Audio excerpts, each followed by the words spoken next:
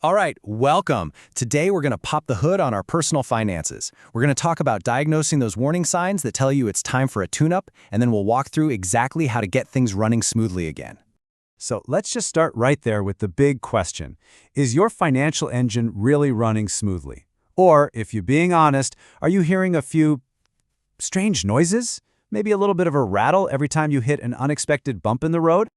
That's really the perfect way to think about it.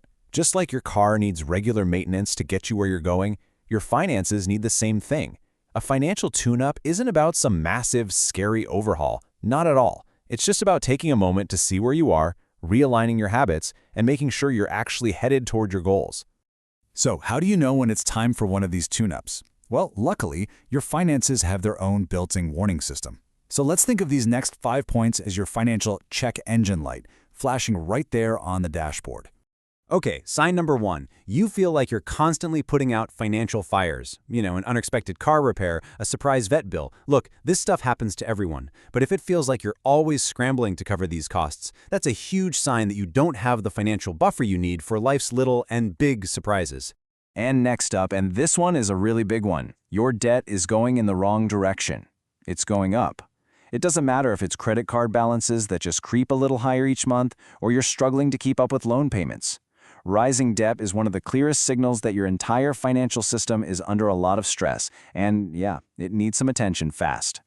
And this right here, this shows you the real domino effect of that debt. It's so much more than just a number on a piece of paper. It literally steals from your fund money, it totally sabotages your ability to build wealth for the future, and, let's be honest, it adds a massive amount of stress to your life. It's a problem that just gets bigger and bigger the longer you ignore it.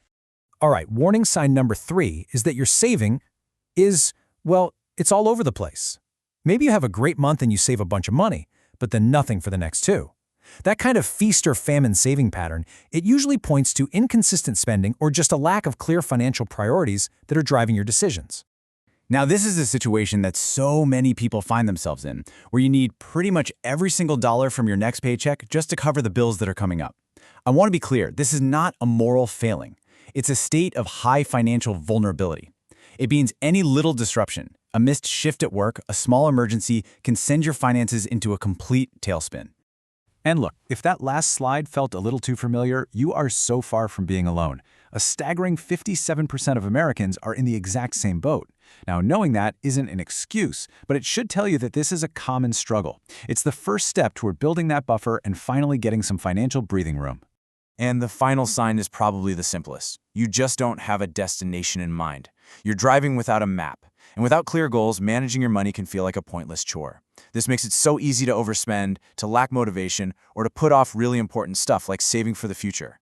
Okay, so we've seen the warning lights, and if you're feeling a little bit of that uh-oh feeling, don't worry. Seriously, because now we get to shift from the problems to the solution, a 5-step tune-up that gives you a clear roadmap to get from financial worry to financial empowerment. So here it is. This is your 5-step plan, your roadmap, and it follows a really logical path. First, you got to figure out exactly where you are right now. Then, we set clear goals for where you want to go. After that, we create a budget to guide you, build up that all-important emergency fund as a safety net, and finally, we tackle any existing debt head-on. Let's walk through each one. Step 1 is all about getting brutally honest with yourself. You need a complete snapshot of your financial life. What's coming in? Where is it actually going? What do you own and what do you owe? Now, getting all this down on paper might feel a little scary, but it's not just about the numbers. It's the absolute foundational first step to taking back control.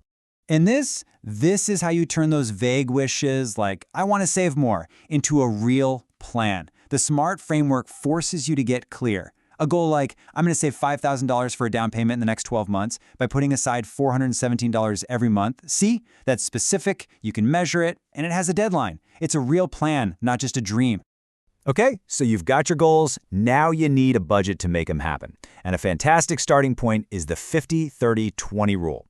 It's such a simple framework. 50% of your take-home pay goes to your absolute needs, 30% is for your wants, and a non-negotiable 20% goes straight toward your financial goals, like savings and paying down debt. Just think of it as a flexible guide to get you started. Hey, remember that first warning sign we talked about, constantly putting out fires? Well, this is the fire extinguisher. An emergency fund is your financial shield. The standard advice is usually 3 to 6 months of living expenses, but as you can see here, this is not a one-size-fits-all deal. If your income is less stable, say you're self-employed, having a much stronger safety net is absolutely essential. And finally, let's talk about tackling that debt. Here are 2 really powerful strategies. The avalanche method is mathematically the smartest way to go. You save the most money on interest because you're attacking that high-rate debt first. Debt consolidation, on the other hand, is all about simplifying things. It rolls multiple payments into one, which for some people is incredibly motivating and helps them stay on track.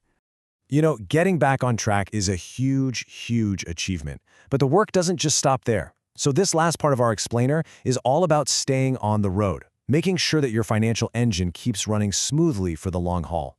I think this is the key takeaway from all of this. Financial health isn't a one-and-done fix. It's an ongoing process. It's about building a system for yourself where you have regular check-ins, you notice those little warning signs early, and you act quickly before they turn into major breakdowns. So, I'll just leave you with this question. After seeing the warning signs and looking at this 5-step plan, what's the very first, small turn you're going to make on your financial road trip starting today? Whatever it is, that first step is everything. Thanks for tuning in.